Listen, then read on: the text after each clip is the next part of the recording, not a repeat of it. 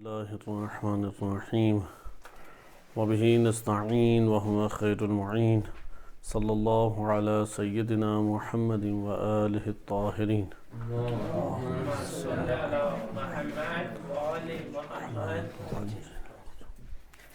قرآن کریم کی آیات کی روشنی میں ابلیس اور شیاطین اور ان کے احوال اور اوصاف ماہ مبارک رمضان کی ان بابرکت ایام اور روزوں میں یہ موضوع چل رہا تھا۔ آپ کی خدمت میں گزشتہ دروس میں ابلیس کے حوالے سے قرآن کریم کی آیات میں جہاں جہاں کلمہ ابلیس وارد ہوا اس کی تشریح گزر چکی ہے۔ اس کے بعد ہم ایک اجمالی اور سرسری طور پہ آیات سے استنباط اور آیات سے ظاہری معنی لینے کے بعد منتقل ہو گئے تھے اس بحث پہ کہ جو اہم برائیاں ہیں ان کی ایجاد اور ان کا وجود وہ ابلیس نے اس دنیا کے اندر برپا کیا۔ ان میں سے پہلا جو ایک بدترین عمل یا ایک بدترین نجاست جس سے آج بھی معاشرہ آلودہ ہے، اور آج کے دور میں جو آلودگی ہے وہ منظم نظاموں کی صورت میں، ایک سسٹم کی صورت میں پھیل چکی ہے، وہ شرک کی آلودگی ہے۔ لہذا جہاں ابلیس ہے وہاں پہ کفر، شرک، فسق یہ چیزیں پائی جاتی ہیں، اور انہی کی اساس پہ نفاق جنم لیتا ہے۔ اور جہاں حجت خدا و خلیفۃ اللہ اور اس سے تعلق قائم ہے وہاں پہ توحید وہ برتر ہوگی، وہی حاکم ہوگی، اور توحید سے انسان ہمکنار ہوگا۔ ہم نے شرک کے موضوع کو معتبر احادیث کی روشنی میں دیکھا، جس میں 3 احادیث آپ کی خدمت میں پیش کی گئی کہ بت پرستی کو کیسے اس نے رواج دیا، اور بت پرستی کے بعد اس وقت دنیا میں مختلف سسٹم بنا کے اقتصادی دنیا میں، سیاسی نظام میں، اور اسی طرح سے تعلیمی اعتبار سے یا دیگر اعتبار سے اپنے حکام اب اس نے بٹھائے ہوئے ہیں۔ یعنی وہی جو بیج اس نے شرک کا اس زمین پر حضرت آدم علیہ السلام کے دور میں بویا تھا، وہ اپنے پروان اور عروج تک پہنچا اور سسٹم کی شکل ایک اختیار کر گیا۔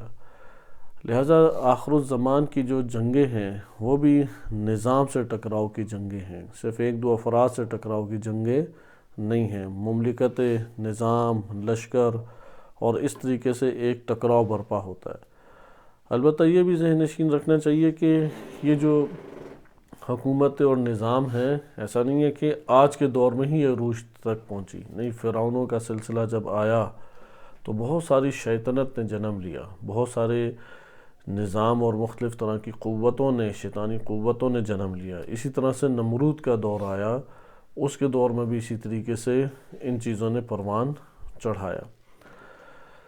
آج کے دن ہم جس امر کو ذکر کریں گے، جس کی اساس قرآن کریم نے ذکر کی ہے اور اس کو شیطان اور ابلیس نے وجود دیا اور اس کا تذکرہ بھی قرآن کریم میں وارد ہوا ہے، اس کو شیطان نے حضرت لوط علیہ السلام کی قوم میں برپا کیا۔ یہ جو اصول برائی یا اہمیت کی حامل برائیاں اور اس کے نتیجے میں شیطان اغوا کرتا ہے، شیطان اپنی ولایت میں لے آتا ہے، ہمیں اسی سے مبارزہ کرنا چاہیے۔ ایک معاشرے کے اندر اگر ہم نیکی پھیلانا چاہتے ہیں تو کس طریقے سے نیکی پھیلائیں، کیونکہ یہ وہ برائیاں ہیں کہ جو مومنین کے گھروں تک اور مومنین کی قلوب تک سرایت کر جاتی ہیں اور وہاں سے اغوا کر کے ابلیس لے کے آتا ہے۔ اگر معصوم نبی خدا ان کے تربیت یافتہ اولاد تک اس کی رسائی پہنچ جاتی ہے تو پھر تو ہمارے تک اس کی رسائی بہت آسان ہے۔ اگر وہ ان کو شرک سے آلودہ کر سکتا ہے اور ان بیماریوں سے آلودہ کر سکتا ہے تو پھر ہمارے معاشروں کے اندر تو ان بیماریوں سے گرفتار کرنا اس کے لیے انتہائی آسان ہے۔ لیکن قرآن اس بات کو بھی واضح بیان کرتا ہے کہ جو بھی مکر ہے یا قید ہے، قید شیطان کیا ہے؟ ضعیف ہے۔ وہ دکھائی دے گا بڑا قوی، لیکن ٹکراؤ گے تو ضعیف نکلے گا، جلد ہی وہ وہاں پہ ہار مان جائے گا اور فرار کر جائے گا۔ استقامت کی ضرورت ہے۔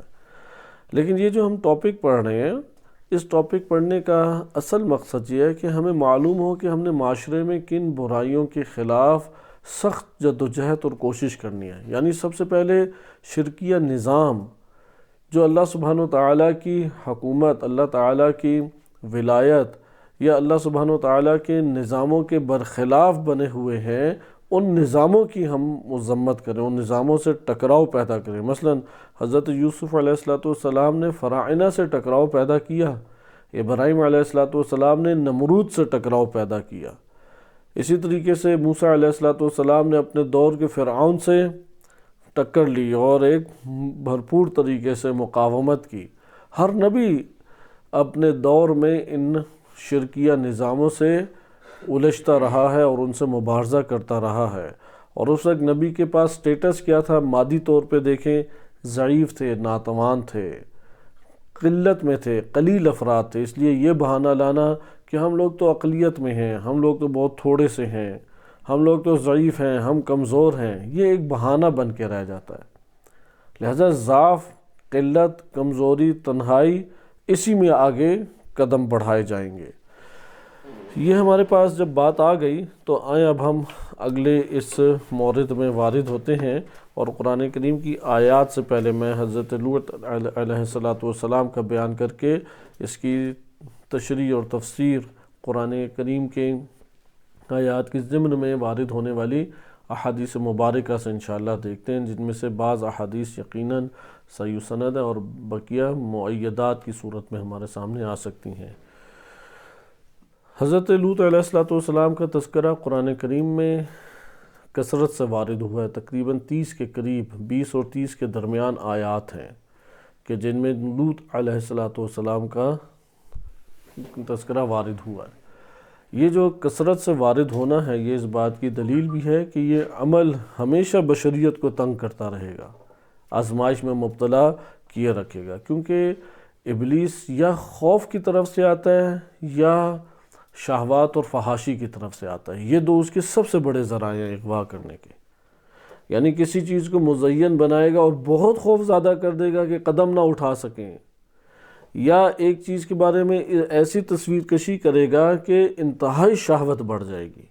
لہذا یہ دو چیزیں انسان کو بٹھا دیتی، اس لیے آپ کو عموماً آس پاس کے زندگی میں بھی ایسے افراد، حتیٰ دینداروں میں ایسے افراد نظر آتے ہیں کہ یا بہت خوف زیادہ ہیں اور خوف کی وجہ سے کوئی کام نہیں کر پاتے، مثلا مال ہے لیکن خوف ہے کہ مال ختم نہ ہو جائے، جان ہے لیکن خوف ہے کہ جان کسی مشکل میں گرفتار نہ ہو جائے، اولاد ہے لیکن خوف ہے کہ اولاد کو کوئی مصیبت نہ دیکھنے پڑ جائے، یعنی خوف کا اندر سے شدید شکار ہیں۔ اسی طریقے سے بعض افراد ہیں کہ جو انتہائی لذت اور شہوات کی دنیا کا شکار ہیں، مزین سامنے اگر کر دیا جائے اسی کی طرف مائل ہو کے جھک پڑتے ہیں۔ لہذا انہی دو طریقوں سے ابلیس آ کے اغوا کرتا ہے۔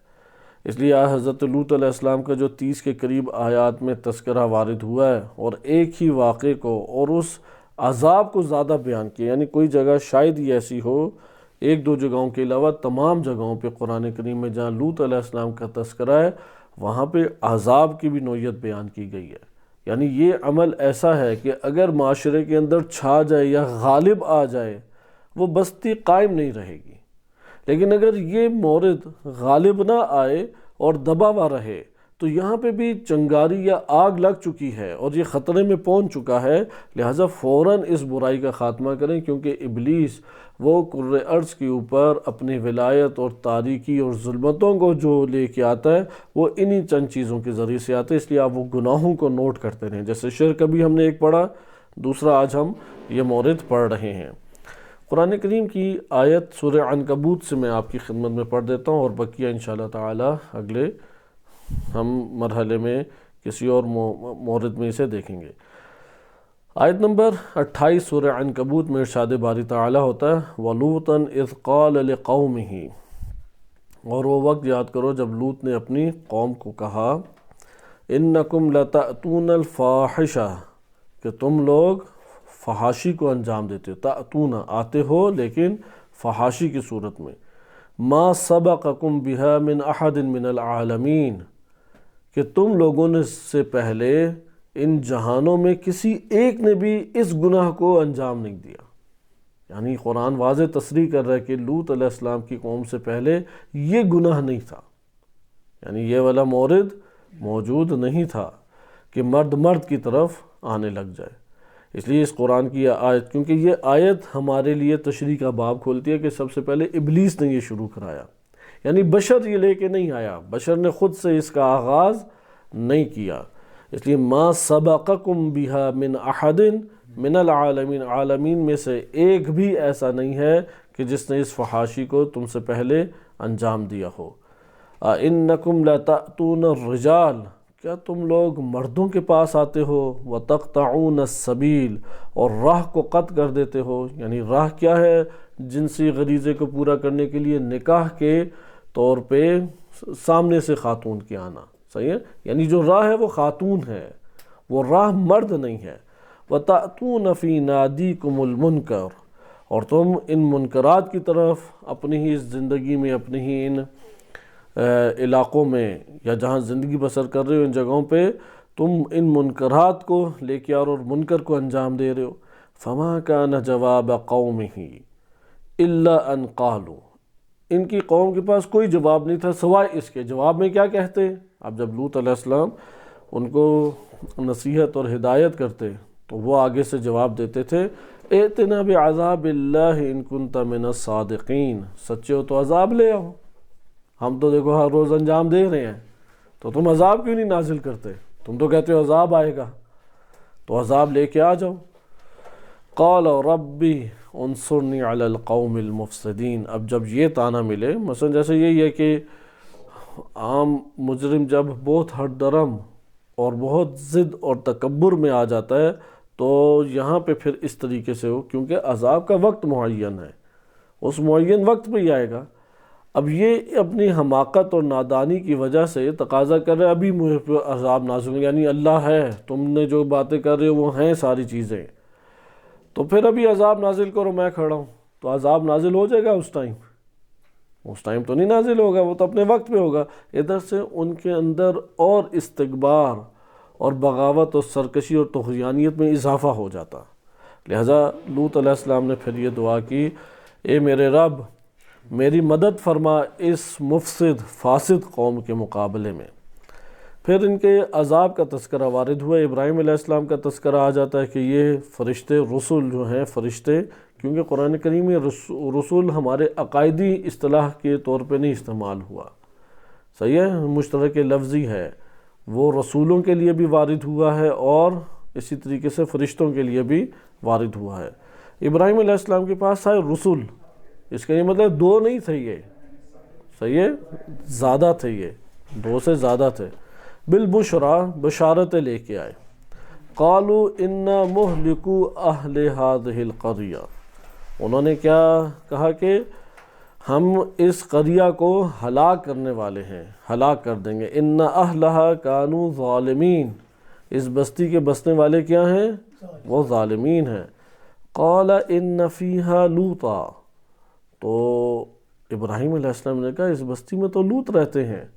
قالوا نحن اعلم بمن فیہا، فرشتوں نے کہا کہ ہمیں زیادہ پتہ ہے کہ کون ہے یہاں پہ رہنے والا۔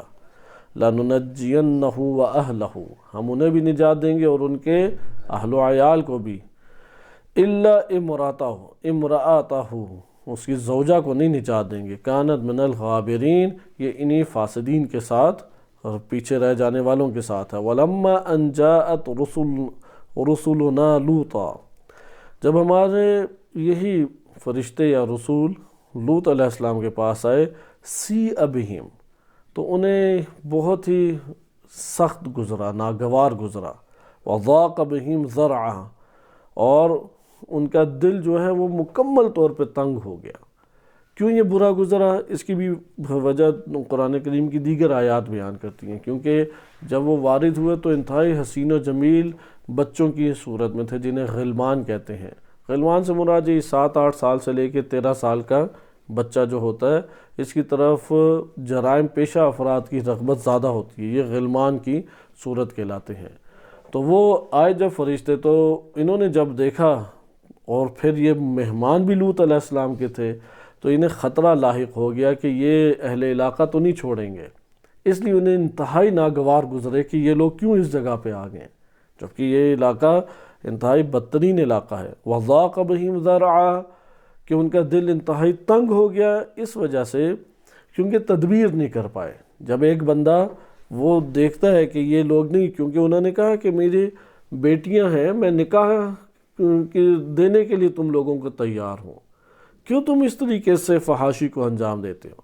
لیکن انہوں نے بیٹیاں لینے سے انکار کر دیا، تو کوئی تدبیر نہیں کر سکے۔ تدبیر اور امور کو جب ہینڈل نہ کر سکے تو انتہائی سخت انسان کے وجود میں اضطراب پیدا ہوتا ہے۔ اس اضطراب کی طرف اشارہ ہے۔ وقالوا، انہوں نے کہا کہ لا تخف، اے لوط نہ آپ خوف زدہ ہوں، ولا تحزن، غم بھی نہ اٹھائیں، انا منجوک و اہلک، ہم آپ کو بھی نجات دیں گے اور آپ کے بچوں کو بھی نجات دیں گے، الا امرأتک، مگر آپ کی زوجہ کو نجات نہیں ملے گی، کانت من الغابرین، یہ انہی مفسدین اور یہ پیچھے رہ جانے والوں میں سے ہیں، ان منزلون علی اہل هذه القرية رجسا من السماء بما كانوا يفسقون۔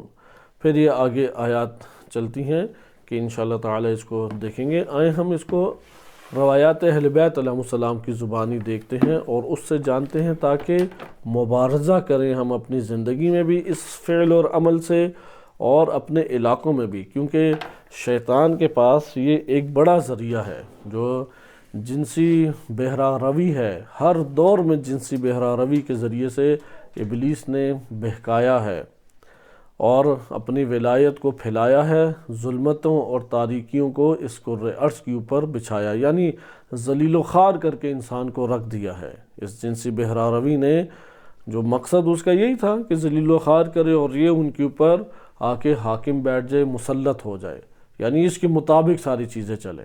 اس کے لیے اس نے کس چیز کا اختیار کیا؟ جنسی بہرہ روی کا اختیار کیا۔ لہٰذا جنسی بہرہ روی سے جو انسان جہاد کرتا ہے یا مبارزہ کرتا ہے یا اس کو اپنے وجود کے اندر کاملاً ضبط کرتا ہے، تو روایات اہل بیت علیہ السلام کے مطابق یہ مجاہد انسان ہے، یا بعض جگہوں کے مطابق کس طرح سے وارد ہوئی ہیں بعض سطور میں کہ اس کا اجر اللہ ہی کے پاس ہے، اس کا کیا مقام ہے، کیونکہ اللہ تعالیٰ کی اصل عبادت، افضل ترین عبادت جو جنم لیتی ہے، وہ شکم اور شرمگاہ کو پاکیزہ رکھنے کی صورت میں ہے، عفت کی صورت میں ہے۔ اس مرد اور زن دونوں کے لیے جو اپنی شرمگاہ کو پاکیزہ رکھنے میں کامیاب ہو جائے، اس کا یہ حفاظت کرنا سب سے افضل عبادت ہے، کیونکہ اللہ کی بندگی سے دور ہی یہ چیز لے کے جاتی ہے، اللہ کی عبادت سے خارج ہی یہ عمل انسان کو کر دیتا ہے۔ اس حوالے سے الکافی میں ایک پورا باب وارد ہوا ہے۔ اس باب میں متعدد احادیث ہیں اور یہ احادیث جو ہیں یہ اہمیت کی حامل ہے۔ جیسے اس کی پہلی حدیث جو اس باب میں ہے الکافی کی، اور معنی کے اعتبار سے بہت خوبصورت مطلب کو ذکر کرتی ہے کہ امام صادق علیہ السلام سے یہ روایت منقول ہے، فرماتے ہیں حرمت الدبر اعظم من حرمت الفرج، ہے کہ جو پشت کی حرمت ہے وہ انسان کے آگے کی شرمگاہ کی حرمت سے زیادہ بڑی ہے۔ اس کی وجہ کیا ہے؟ کیونکہ دونوں حرمتیں پامال ہو جاتی ہیں۔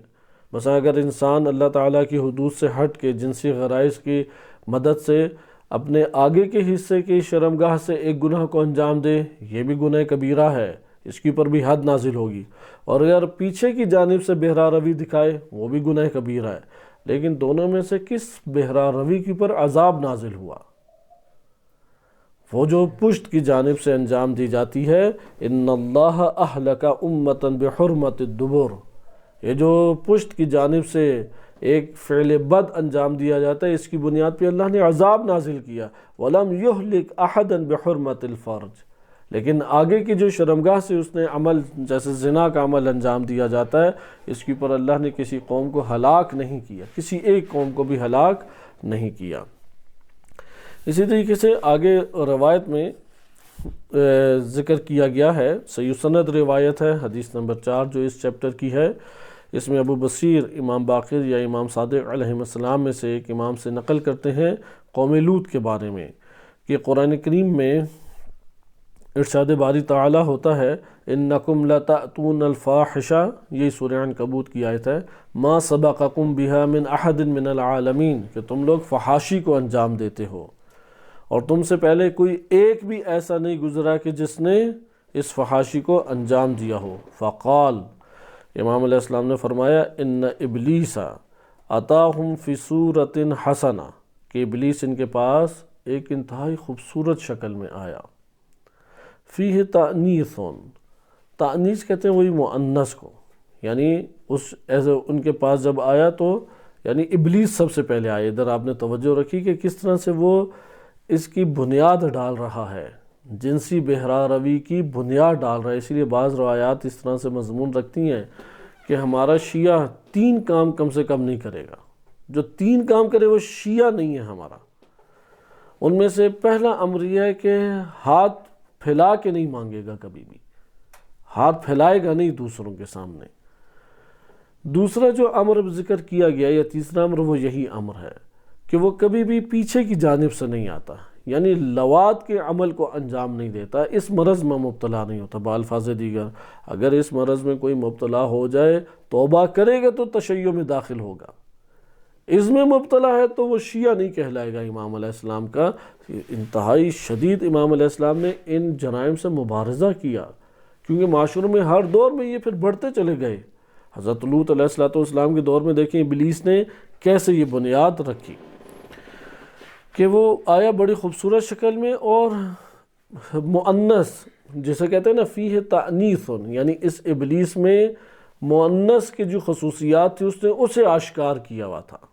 صحیح ہے، اب پورا مرد تھا، پوری خاتون نہیں بنا، مثلا مؤنث کیسی داڑھی نہیں ہوگی اس کی، صحیح ہے، بالوں کو خوبصورت بال اس کے دکھائی دے رہے ہوں گے، اس کے جسم پہ اور بھی اضافی بال نہیں ہوں گے، یا اپنے بازوؤں کو تھوڑا سا اس نے عیاں کیا ہوا ہے، ٹانگوں کو عیاں کیا ہوا ہے، تانیث کو ظاہر کیا اس نے۔ علیہ ثیاب حسنۃ، بڑے خوبصورت کپڑے اس نے پہنے ہوئے تھے۔ فجاء الی شباب منہم، ان میں سے جوانوں کے پاس آیا۔ فامرہم ان یقعوا بہ، اور جوانوں کو اکسایا کہ وہ اس کے ساتھ فعل بد انجام دے، کیونکہ مرد تھا سامنے سے تو نہیں آ سکتے، لہذا جوانوں کے اندر یہ غریزہ ابھارا، جنسی غریزہ اس نے، کہ وہ اس کے ساتھ فعل بد انجام دے، یعنی ابلیس نے خود اپنے ساتھ یہ عمل انجام کروایا۔ اس لیے یہ بنیاد ابلیس نے رکھی کہ جو اس عمل کو انجام دیتا ہے اس نے اپنے وجود میں ابلیسیت کی بنیاد رکھ دی، اور وہ اسی وقت یہ اس کے وجود سے بنیاد ابلیسیت کی متزلزل ہوگی یا ختم ہوگی جب وہ اپنے آپ کو حجت اللہ کی اطاعت میں لے آئے گا، اللہ کی اطاعت میں لے آئے گا، نئی اطاعت میں لے کے آئے گا۔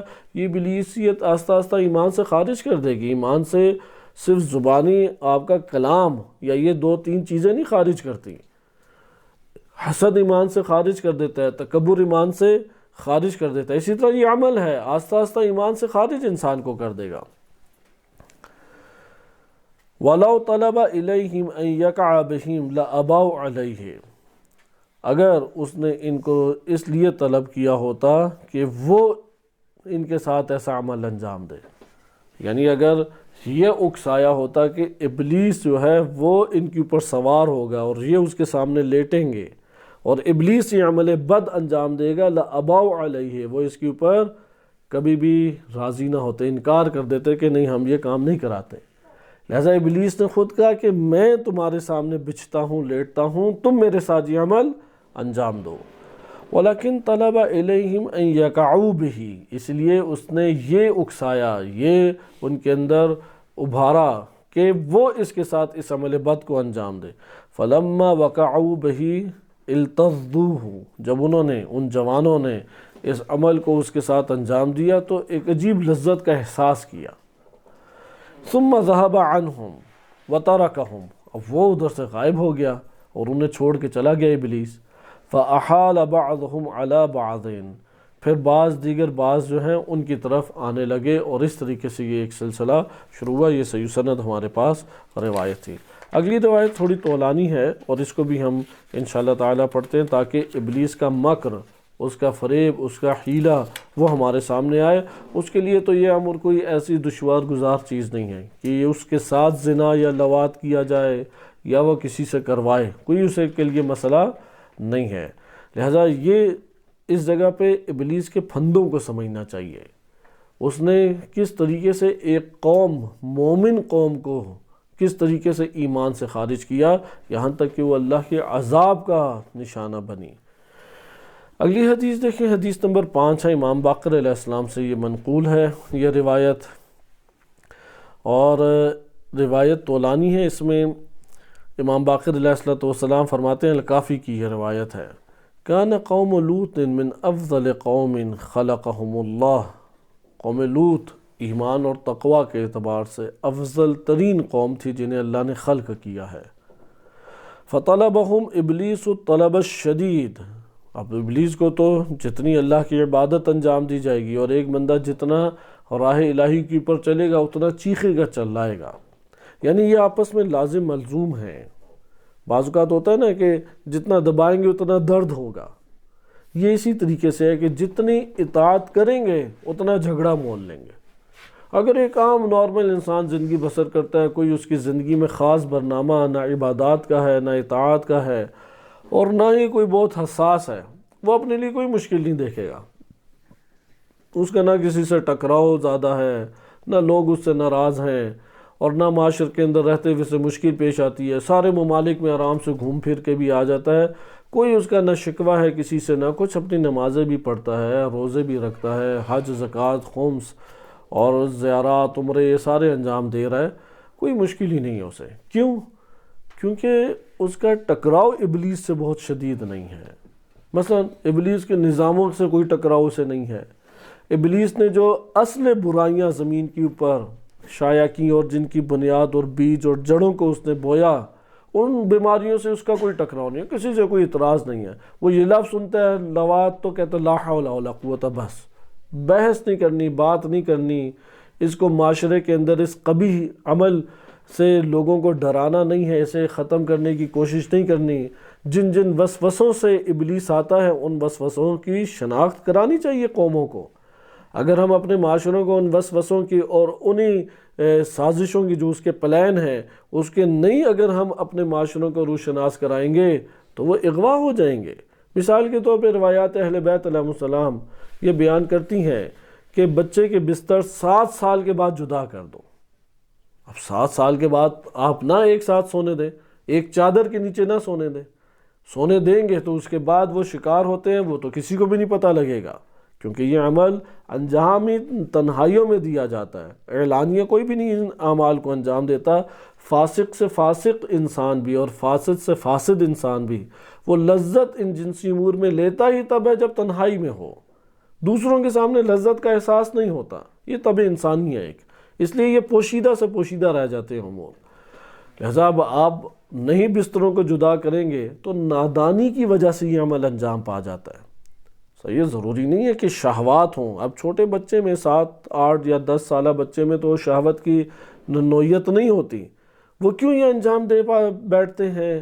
نادانی کی وجہ سے، یعنی ابلیس ان سے اس عمل کو آہستہ آہستہ رغبت دلا دیتا ہے، کیونکہ وسوسے ڈالتا ہے، نگاہوں میں سجا دیتا ہے ایک عمل کو، اور یہ جو ہمارے گھرانوں کی بے احتیاطیاں ہیں وہ شکار ہونے کا باعث بن جاتی ہیں۔ اسی طرح سے حتیٰ کہ محارم کے پاس بھی بچوں کو سلانے سے اجتناب کریں، کیونکہ بچے کا جسم وہ بالغ جب تک نہیں ہوتا تو وہ نرم و نازک ہے، اور جنسی غریزے نرم جگہ پر ہی بیدار ہوتے ہیں۔ ابھی یہ روایات آپ کی خدمت میں پیش کی جائیں گی۔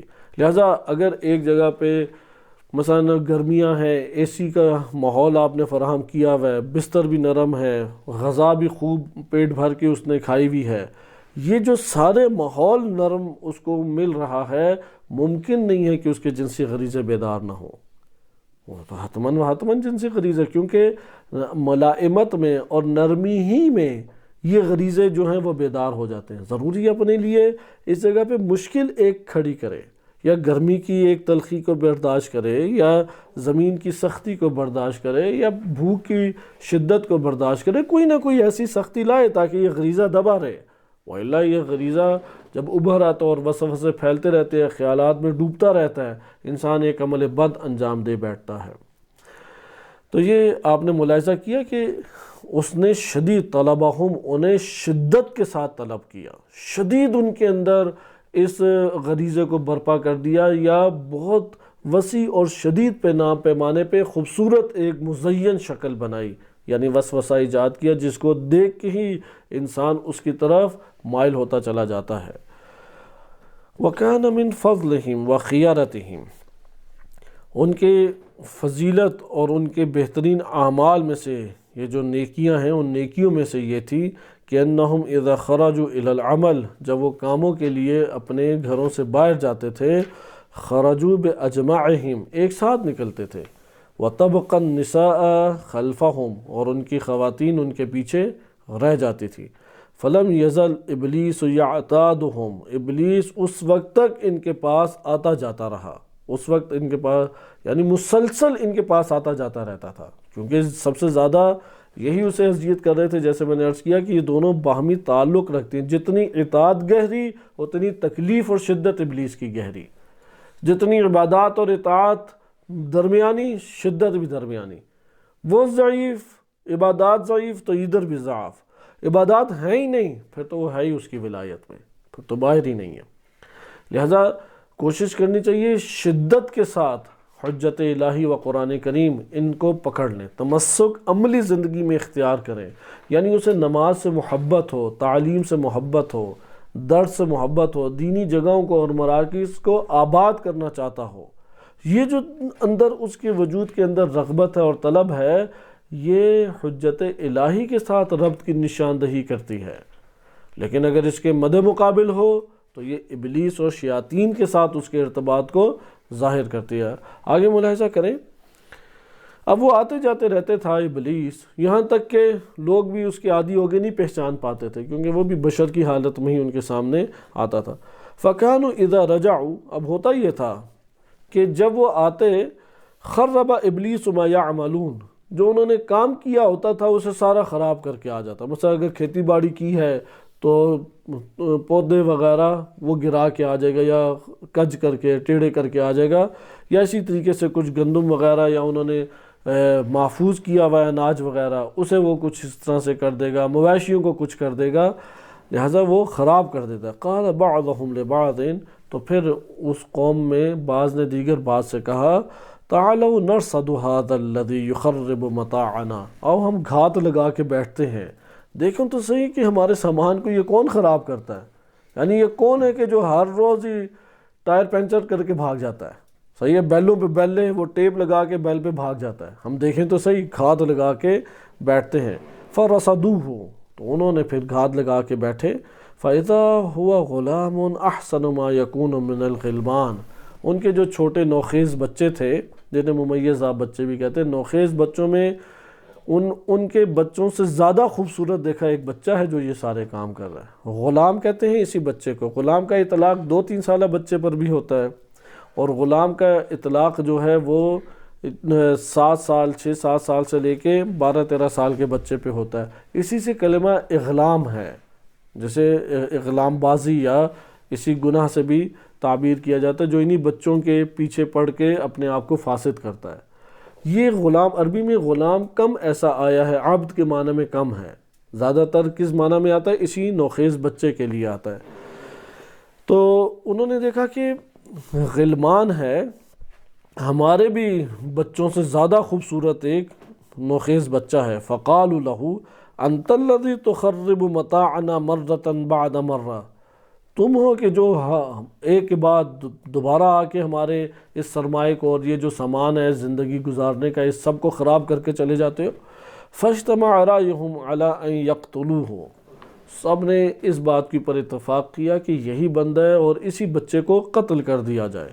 فَبَيَّتُوهُ عِنْدَ رَجُلٍ، اب انہوں نے اسے قتل صبح کرنا تھا، رات کا ٹائم ہو گیا، تو انہوں نے کہا کہ اس کی حفاظت کے لیے فلاں بندے کے گھر میں اسے رکھتے ہیں، تو رات کے لیے اس ایک بندے کے گھر میں رکھا۔ فَلَمَّا كَانَ اللَّيْلُ، جب رات آئی، صاحا، زور سے چیخا، وہ چیخے جس طرح بچے مارتے ہیں۔ فَقَالَ لَهُ مَا لَكَ، اس مرد نے کہا کیا ہو گیا تجھے؟ قَالَ كَانَ أَبِي يُنَوِّمُنِي عَلَى بَطْنِهِ، کہ میرا بھی باپ تھا اور وہ مجھے اپنے شکم کے اوپر سلایا کرتا تھا، پیٹ اور سینے کے اوپر سلایا کرتا تھا، اب کوئی ہے ہی نہیں، مجھے نیند ہی نہیں آ رہی، کیسے میں سوں؟ تو اس کے اوپر وہ رو رہا تھا۔ فَقَالَ لَهُ تَعَالَ فَنَمْ عَلَى بَطْنِي، کہ آؤ اور میرے پیٹ کے اوپر سو جاؤ۔ قَالَ فَلَمْ يَزَلْ يدلك الرجل على علمه ان يفعل بنفسه. دلک جو ہے وہ بعض جگہوں پہ دلک آیا ہے، بعض جگہوں پہ بذالک آیا ہے. جیسا کہ فقہ میں بھی کلمہ دلک گزر چکا ہے. کیا معنی تھا دلک کا؟ کہ ہم پیچھے پڑھ چکے ہیں. دلک یا دلک، بہرحال وہ جو ہے اس کو مسلسل اس بندے کو یا مس کرنا ہے، مس کرنے کو بھی کہتے ہیں، صحیح ہے، یا زمین کے اوپر نہیں ہوتا پاؤں کو رگڑنا، رگڑنے کو کہتے ہیں دلکن، کہ وہ اس بندے کو مسلسل اپنے ہاتھوں سے نہ رگڑتا رہا، چھوٹے چھوٹے ہاتھوں سے، مثلا رانوں پہ رگڑ رہا ہے، پیٹ پہ رگڑ رہا ہے، سینے پہ رگڑ رہا ہے، بازوؤں پہ ہلکا ہلکا رگڑ رہا ہے، یہاں تک کہ آہستہ آہستہ اس نے اس کو ان یفعل بنفسہ، کہ اس نے یہ تعلیم دی کہ میرے ساتھ بھی تم ایسا ہی کرو. مثلا اس کے ہاتھ اپنے اوپر ہاتھ رکھے اور آہستہ آہستہ ہاتھوں کو پکڑ کے اپنے اوپر پھیرا. تو اس طرح سے اس نے تعلیم دی اس مرد کو کہ میرے ساتھ بھی ایسا ہی کرو. فَأَوَّلًا عَلَّمَهُ ابلیس، سب سے پہلے ابلیس نے اس کو طریقہ سکھایا، تعلیم دی. مثلا اپنے وہ پورے بدن کے اوپر اس کا ہاتھ پھیر کے پھرایا. وَالثَّانِيَ عَلَّمَهُ هُوَ، اور اس کے بعد اس نے اس کو تعلیم دی. یعنی اس کے ساتھ ہے بالفاظ دیگر، ابلیس نے پہلے ایک کام اس مرد سے خود کرایا، پھر اس نے اس کے ساتھ دوبارہ یہ کام کیا. ثم انصلى ففر منه، یعنی پہلا ابلیس نے تعلیم دی. کیا مطلب؟ یعنی ابلیس خود لیٹا اور اس سے یہ کام کروایا، اور اس کے بعد مرد جو ہے اس کو اس کی طرف رغبت ہوئی اور اس نے پھر ابلیس سے یہ کام کیا، یعنی ابلیس سے اپنے لیے ہی یہ کام کرایا. عموماً یہ جرائم جو انجام پاتے ہیں وہ اسی نوعیت کے ابتدا میں ہوتے ہیں. مثلا ایک دوسرے کے ساتھ کہ دوسرا بھی اس کے ساتھ وہی عمل انجام دیتا ہے. تو ابلیس نے دونوں طرفہ اسے صورت عطا کی، یعنی تم پہلے یہ کام کرو، یعنی فاعل تم بنو، لواط کرنے والے تم بنو، تم شرمگاہ داخل کرو، اور اس کے بعد پھر ابلیس جو ہے وہ سوار ہوا اس کے اوپر، اور یہ لیٹا مفعول بنا اور ابلیس مثلا فاعل بنا اور اس نے یہ کام انجام دیا. ثم انصلى، وہاں سے پھر وہ پھسل گیا. ففر منہم، اور ان سے فرار کر گیا، ان کے کہاں ہاتھ میں آنا اس نے.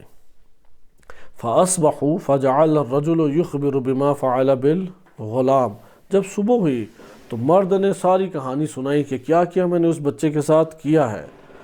فيعجبهم منه، انہوں نے جب سنا کہ ایسا بھی ہو سکتا ہے، یہ تو تصور سے باہر تھا کہ اس طرح بھی ہو سکتا ہے. جیسے آج کے دور میں بہت سارے جنسی بہرا روی کہ اصلاً تصور ہی ہمارے ذہنوں میں نہیں ہے، اصلاً تصور نہیں ہے. ایک تصویر اور ایک کلپ آ کے آپ کو اس بہرا روی کے ایک صورت بنا دیتا ہے، اور انسان کے ہاتھ جب ابلیس کے ساتھ آلودہ ہو جائیں اور شیاطین اس کے اوپر مسلط ہو جائیں تو اب تصویر تو رنگین ہے یا وہ کلپ تو رنگین ہے جس میں وہ عارضی ایک اداکاری کرتے ہوئے لذت کا اظہار کر رہے ہیں، یا وہ تصویر ایک جھوٹی عکاسی کر رہی ہے لذت کا. یہاں پہ وہ افراد اسی تصویر کشی کو اپنے لیے اختیار کرتے ہیں اور دیکھتے ہیں کوئی لذت نہیں ہے. یہ وہ سوال جواب ہیں کہ جو علماء سے پوچھے جاتے ہیں آج کے دور میں، کہ ہم یہ والا اگر عمل انجام دے دیں تو لیکن ہمیں لذت تو کوئی نہیں ملی.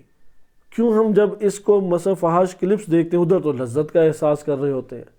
کیونکہ خیالات کی دنیا جدا ہے. خیالات انسان کے لیے جو رنگینی پیدا کر کے شہوانی غریزوں کو ابھارتے ہیں وہ لذت کا باعث ہے. عملاً جسم کا جسم سے ٹکراؤ تو ایسی لذت نہیں حاصل ہوتی.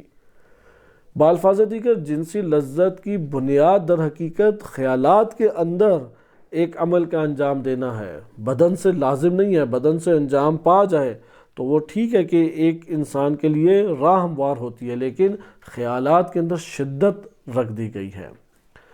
یہی وجہ ہے کہ اگر خیالات آمادہ نہ ہوں، انسانی جسم جو ہے وہ جتنے بھی اس کے لیے فضا سازگار ہو جائے، وہ جنسی ایک غریزے کی اساس کے اوپر جنسی عمل کی انجام دہی انجام نہیں پاتی.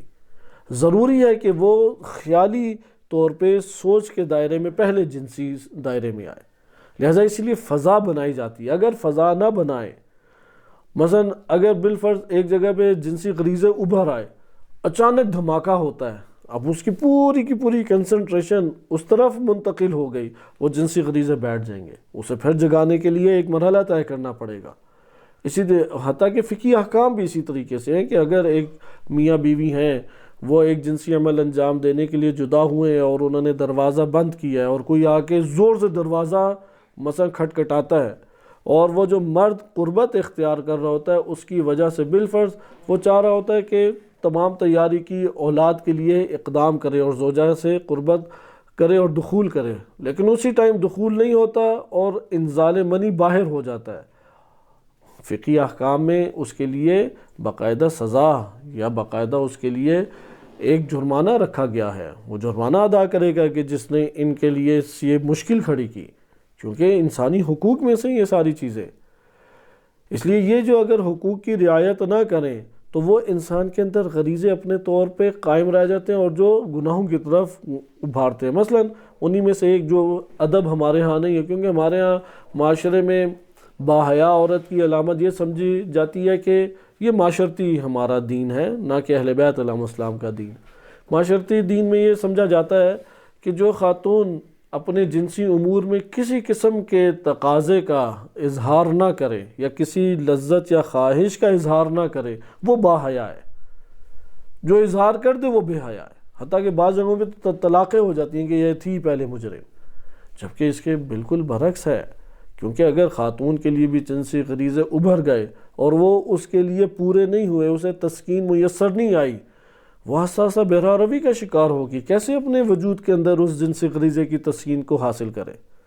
اس لیے زیادہ مناسب طریقہ کار یہ ہوتا ہے کہ پہلے خاتون ہے کہ وہ جنسی غریزے کو پورا کر لے، یہاں تک کہ اس کے اوپر ایک حالت طاری ہو اور وہ ساکن ہو جائے، اس کے بعد مرد ہے کہ جو اپنے جنسی غریزے کی تسکین کرے، اور یہ اولاد ہونے کے اعتبار سے بھی زیادہ راہ ہموار کرتی ہے، کیونکہ خاتون جو ہے اس کے لیے بھی اخراج منی ہوتا ہے، جب وہ اخراج منی ہو جائے اور پھر بندہ مرد کے لیے اخراج منی ہو تو یہاں سے بچے کی ولادت کے چانسز یا شرح بڑھ جاتی ہے۔ لہذا اسلام نے آ کے حقوق کو بھی بیان کیا ہے انسانی، اور وہ ضرورت کو بھی پورا کیا ہے، فحاشی سے روکا ہے، بے حیائی سے روکا ہے۔ لہذا خاتون بھی جنسی غریزے مرد کی نسبت زیادہ قوت رکھتی ہے، وہ جیسے روایات میں وارد ہوا ہے کہ 10 حصے ہیں جن میں سے 9 شہوت کے حصے خاتون کو اللہ نے دی ہیں، یعنی اگر اس کے لیے وہ بھڑک اٹھیں تو پھر قابو میں آنے والے نہیں ہیں، مرد کے لیے ایک دیے وہ ایک کے اوپر ایمان فروخت کر بیٹھتا ہے، اس لیے خاتون کے اندر حیا اور عفت کو بھی اللہ نے مضبوط کر دیا ہے، وہ شوہر کے علاوہ کسی اور کے پاس عادی حالت میں کبھی بھی نہیں جاتی۔ لیکن آپ نے اس جگہ پہ ملاحظہ کیا کہ ان کے لیے اصلاً یہ تصور نہیں تھا، یعنی اس بات سے کہ وَيُعَجِّبُهُم مِّنْهُ، اس نقطے سے یہ بات سمجھے کہ آج کل ابلیس اور شیاطین کس قدر بڑا مکر پوری دنیا میں انہوں نے شائع کر دیا، social media, print media, electronic media, sign boards, magazine, cartoons, طرح طرح کی تصویریں، چھوٹے چھوٹے مجسمے، کھلونے، ہر چیز کے اندر انہوں نے بہرا روی اور فحاشی اور جنسیات کو ڈال دیا۔ چھوٹے چھوٹے بچوں سے جنسیات کرائیں گے جن میں غریزہ نہیں ہے، اسی طرح بوڑھے جن میں بالکل جنسی غریزہ نہیں ہے ان سے جنسی عمل کرائیں گے۔ بعض چیزوں کا اصلا تصور نہیں ہو سکتا کہ ماں بیٹے کے درمیان تعلق قائم ہو، بہن بھائی کے درمیان تعلق قائم ہو، کسی اور کی زوجہ سے تعلق قائم، اصلا تصور نہیں ہو سکتا۔ آج کل ڈرامے اسی کے اوپر بنائے جا رہے ہیں اور پاکستان میں تو شائع کیے جا رہے ہیں، یہ مسلسل ایک ہی موضوع آپ دیکھیں کہ چل رہا ہے، کئی سال ایک ہی موضوع ٹی وی پہ چل رہا ہے، محلوں میں یہ چیزیں عام ہوتی جا رہی ہیں، دفتروں کے اندر گرفتاریاں افراد کی زیادہ بڑھتی چلی جا رہی ہیں، یونیورسٹی، دفتر اور بازار اس ٹائم یہ گناہوں سے پر جگہیں ہیں، یونیورسٹیز، دفاتر اور بازار۔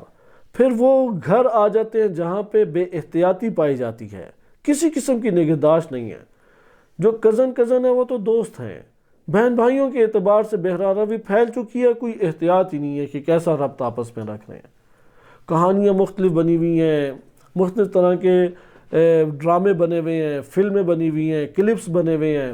بہرا روی کی انتہا جو اوج ہو سکتی تھی، یعنی اس سے پہلے یہ ڈھکے چھپے جرائم تھے، اب یہ حاکم جرائم ہیں، اس لیے ان کے اوپر بولنا لازم ہو گیا ہے، توجہ دلانا لازم ہو گیا ہے۔ آئے روز یہ والے مسائل جو ہیں وہ عوام الناس علماء سے پوچھ رہے ہوتے ہیں، گرفتار ہیں اس ٹائم گھرانے اور معاشرے ہمارے، لہذا ان کے لیے بھی پہلی دفعہ یہ تعجب آور تھی، سوچوں میں ہمارے بہت سارے طریقے آ ہی نہیں سکتے، لیکن نیٹ لازم بھی ہو گیا ہے اور بہرہ روی کا سب سے بڑا ذریعہ بھی بن گیا.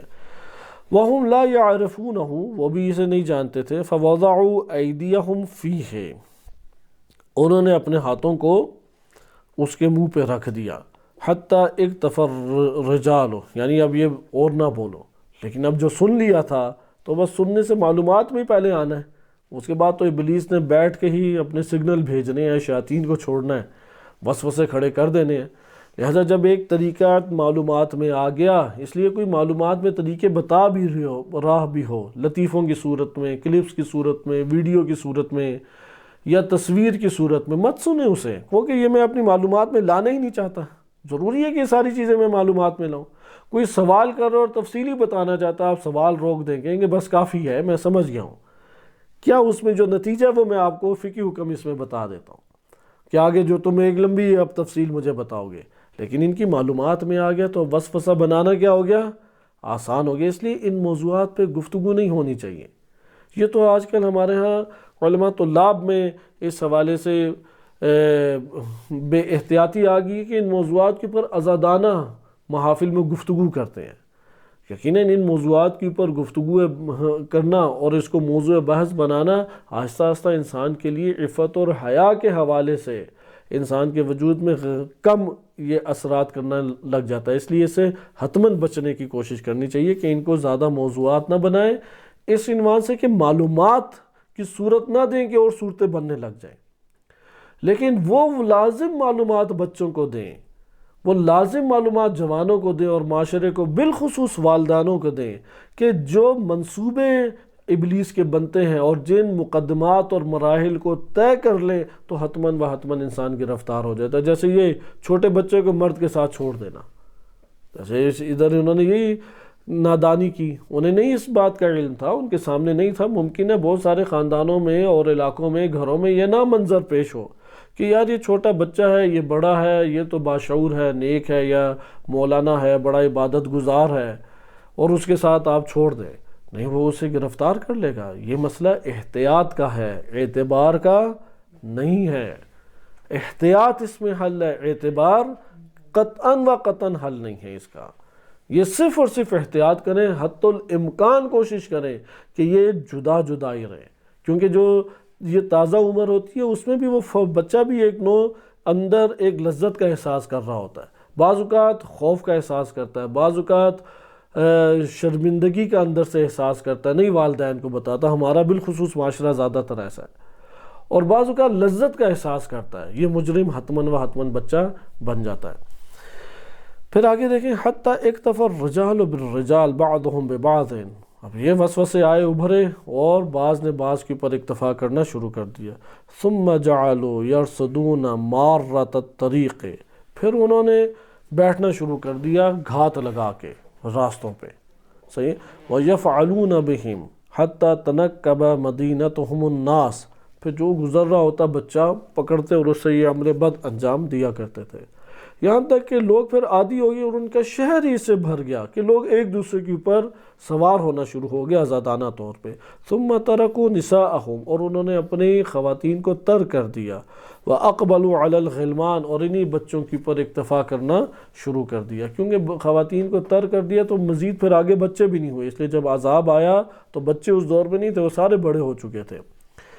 فَلَمَّا رَأَى أَنَّهُ قَدْ أَحْكَمَ أَمْرَهُ فِي الرِّجَالِ جَاءَ إِلَى النِّسَاءِ فَسَيَّرَ نَفْسَهُ امْرَأَةً. جب ابلیس بدبخت نے دیکھا کہ اس کا مردوں میں تو پورا پلان مسلط ہو چکا ہے، حاکم ہو چکا ہے، گڑ چکا ہے ان کے وجود میں، اب آیا خواتین کی طرف اور اس نے پھر خاتون کو اپنی طرف مائل کیا.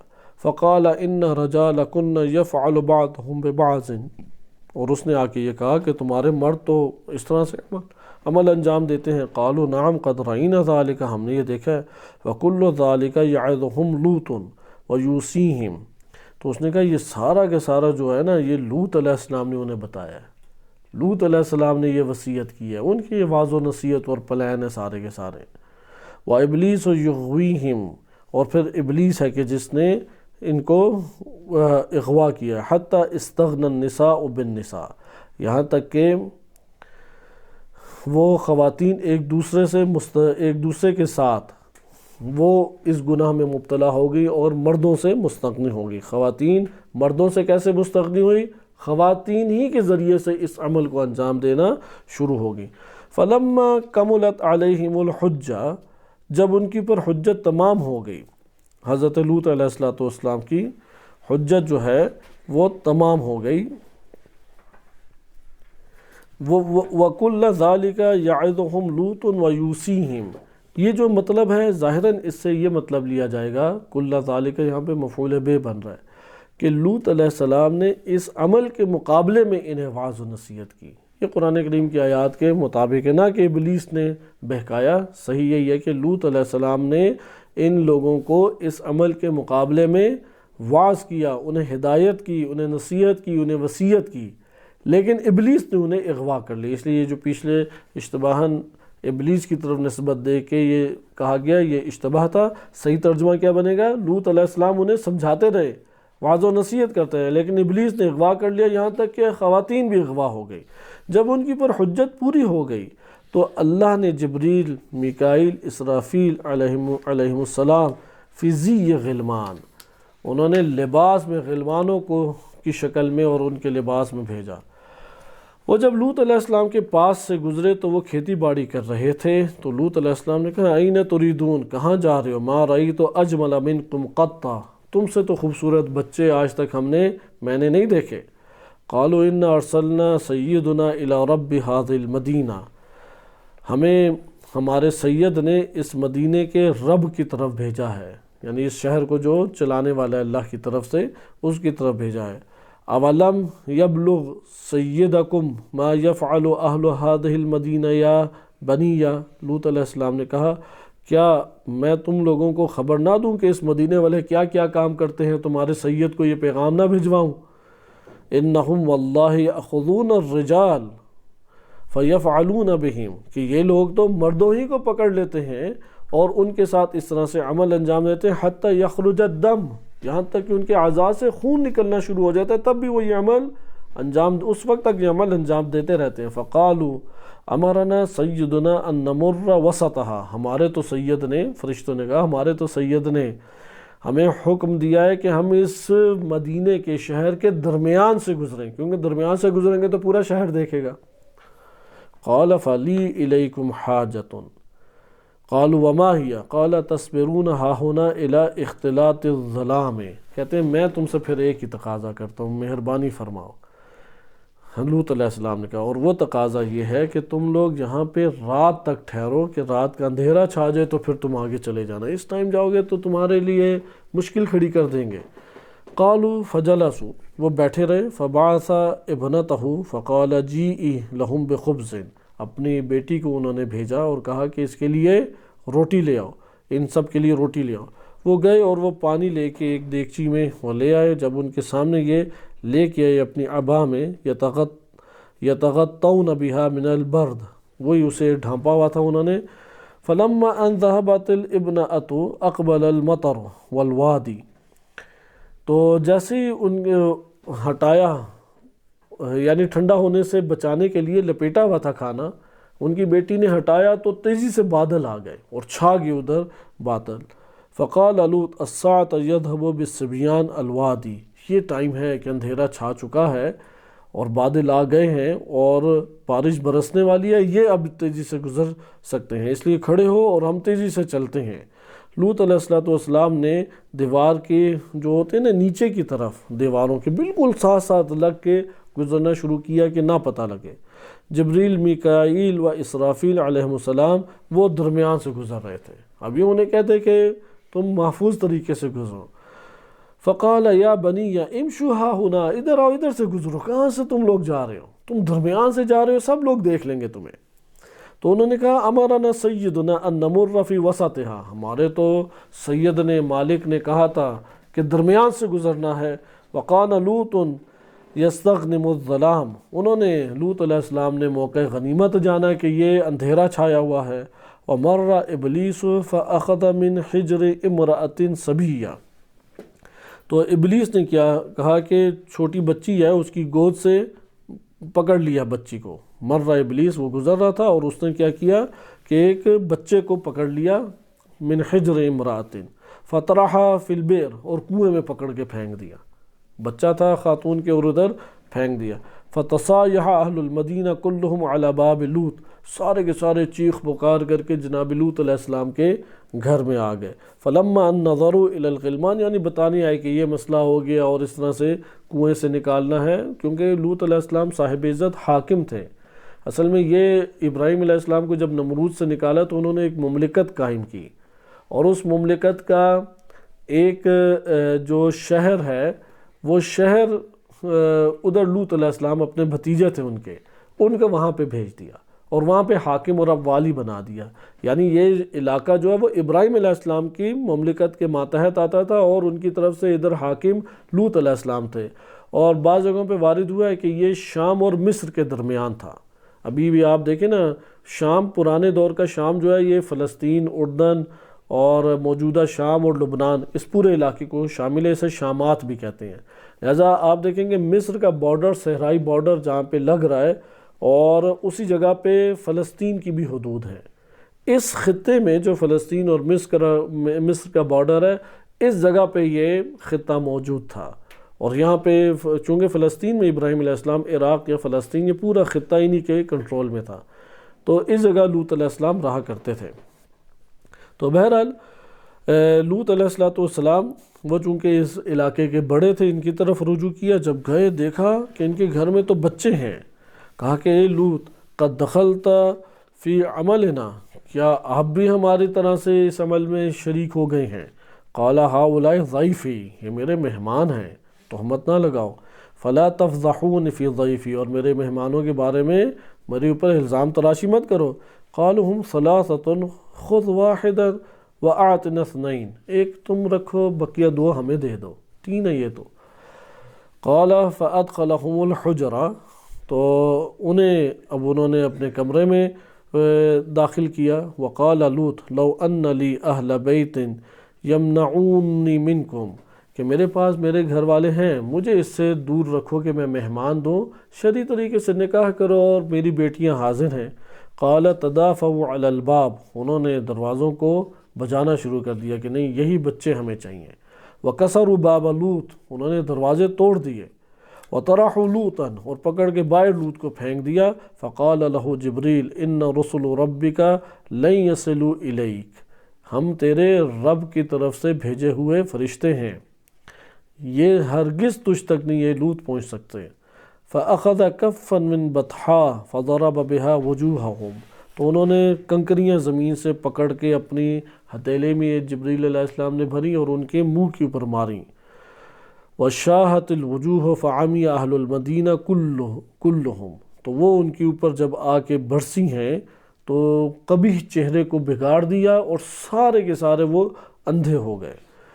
یہ قرآن نے بیان بھی کیا، تمسنا، فتمسنا کا کلمہ ہے اعینہم غالباً، کہ اسی طرح سے تمسا کہتے ہیں مٹا دینا، نظر اور بینائی کو مٹا دینا۔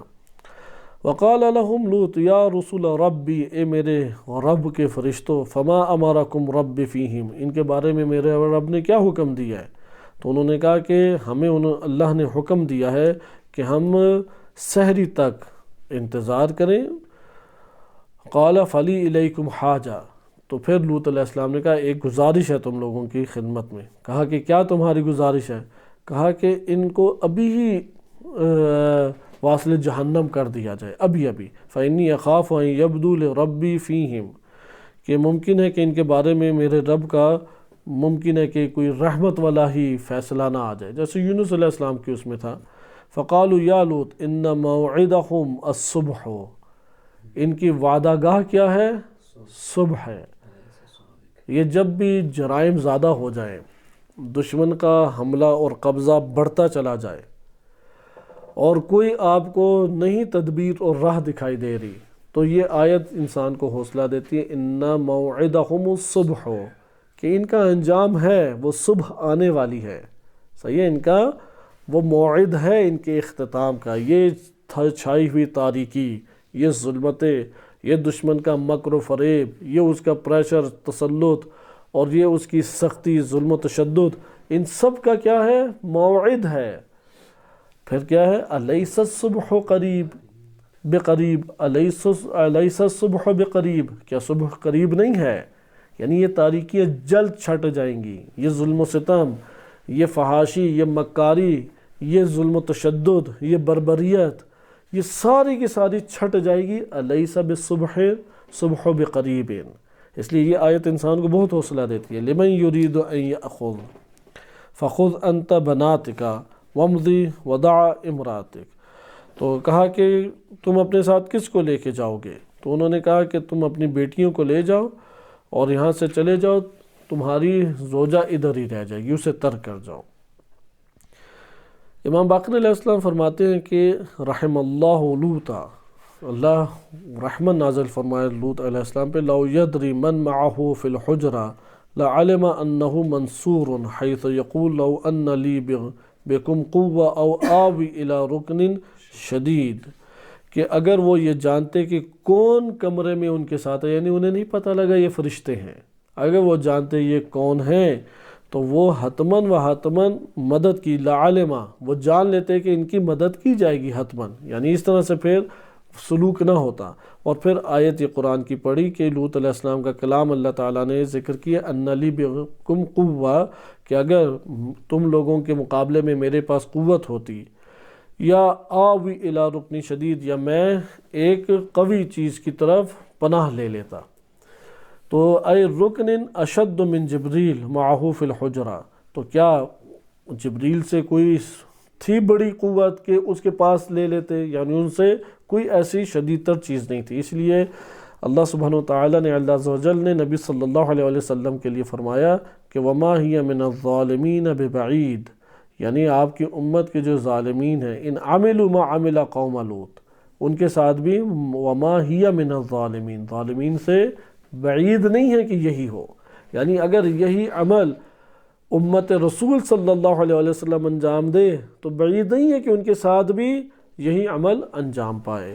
یعنی یہ وہ اعمال ہیں کہ جس کو ترک کرنا چاہیے، مقابلہ کرنا چاہیے۔ اسے اگلا بھی تفصیلی واقعہ اسے ترک کرتے ہیں، اور ایک روایت پڑھ کے آج کی گفتگو ختم کر دیتے ہیں، کہ جس میں آپ نے دیکھا کہ اس جنسی بہرا روی جو مرد کی اور خاتون سے، اور اس وقت پوری دنیا میں تیزی سے پھیلتی چلی جا رہی ہے، نہ مساجد محفوظ ہیں، نہ مدارس محفوظ ہیں، نہ اسی طریقے سے اسکول، یونیورسٹیز، کالجز محفوظ ہیں، نہ گلیاں محفوظ ہیں، حتیٰ گھرانے اس میں یہ مبتلا ہوتے چلے جا رہے ہیں۔ اس میں اگلا باب بہت اہمیت کا حامل ہے کہ اس کو اگر بیان کیا جاتا تو وہ بہتر تھا، ہم اگلے درس میں انشاءاللہ کوشش کریں گے۔ وہ باب کا نام یہ ہے کہ من امکن من نفسہ، تو یہ جو اس کا اپنا وجود اس کے لیے ممکن بن گیا ہو، جو اپنے نفس کے اوپر ہی، یعنی جنسی غریزے کے اعتبار سے اپنے آپ ہی فاعل بھی خود ہے، مفعول بھی وہ خود ہے۔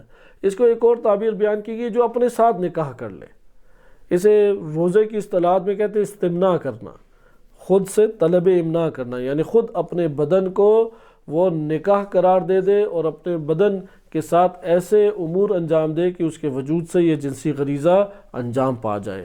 من امکن من نفسہ، کہ جو اپنے نفس کی جانب سے اپنے اوپر امکان اور قدرت پیدا کر گیا۔